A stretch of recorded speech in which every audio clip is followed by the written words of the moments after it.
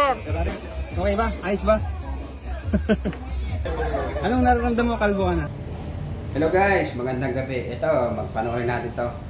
Ito yung nagbabiral ngayon na haircut ng mga babaeng polis or nagpapasok sa training center ng polis.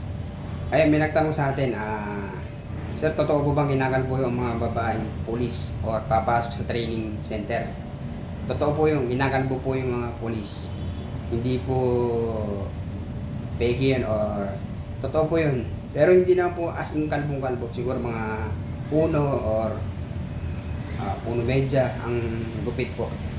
Ito, panoorin nyo po yung video. Ito ay sa video ni Sir Chad Lee. Ito po yung mga babaeng pulis na papasok sa training center. From long hair to short hair. Panoorin po natin.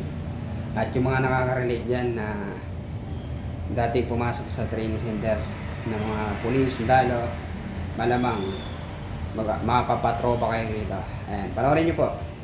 Maganda to. From hair to short hair, and then paglabas, abangan natin sila sa training center.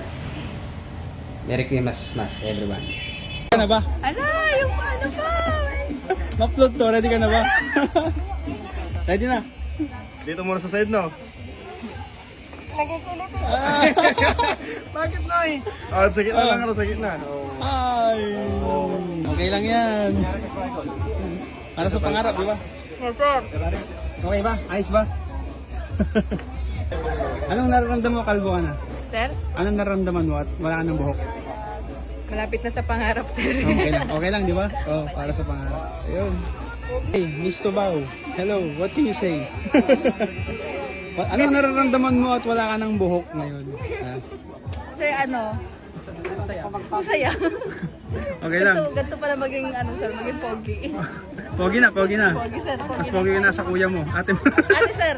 Oh. Ayos. Para sa pangarap, di ba? Opo, sir. Para sa pangarap.